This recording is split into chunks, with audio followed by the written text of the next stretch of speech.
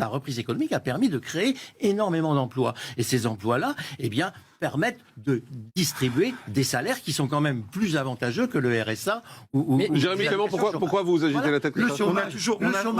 On a plus de chômeurs qu'au début du quinquennat. Excusez-moi, le chômage, on a plus de chômeurs. Il a disparu de la campagne électorale. Il a disparu parce que il y a eu des réformes qui ont été faites sur la formation et qu'il y a plein de gens, pendant qu'on annonçait des chiffres qui étaient en formation. Qui ont été créés. Ok, super. Moi, si vous voulez parler de plein emploi, parlons de plein emploi sur l'écologie alimentaire, sur l'écologie énergétique. Là, vous pouvez créer du plein emploi. En dehors de ça, vous travaillez, parce que vous travaillez quand même, hein, dans le bâtiment, vous ne trouvez pas à embaucher.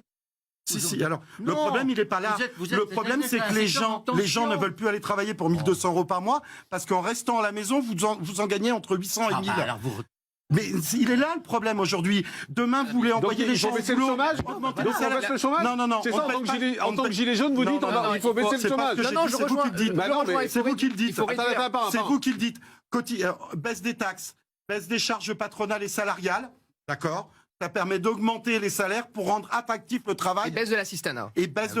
Mais d'accord, c'est obligatoire. C'est obligatoire. Demain, il y a une baisse de l'assistanat. On baisse le chômage. En tant que gilet jaune, on peut s'occuper du handicap. Clément, en tant que gilet jaune, vous demandez une baisse des allocations chômage. Non, en tant que citoyen engagé, je demande mais pas une baisse, il y a eu la loi Borne. Si vous baissez l'assistanat, si vous me laissez finir, je vais vous expliquer.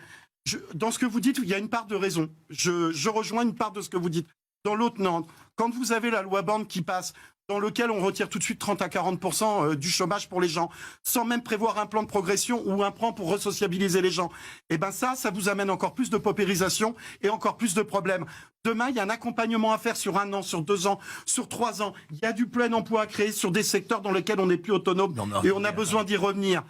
Il y aura beaucoup de plein emploi dans les prochaines années, a dit Emmanuel Macron, c'est un de ses objectifs. Pardon ? Emmanuel Macron a parlé du plein emploi dans les prochaines années, c'est ce qu'il a dit dans son meeting samedi. Emmanuel Macron, quand on l'écoute, il est hyper séduisant, mais après un mandat de 5 ans, on voit que c'est que de la com.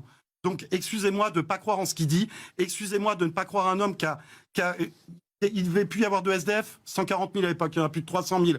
Il ne devait plus y avoir de gens qui vivent en dessous du seuil de pauvreté. On est à plus de 11 millions de personnes. Et c'est que ça. Et à côté de ça, on vient nous dire que tout va bien, qu'on est en plein emploi, que les gens n'ont pas de problème, tout en continuant de leur dire qu'il faut baisser de 2 degrés. Excusez-moi, mais il y a beaucoup de choses en économique.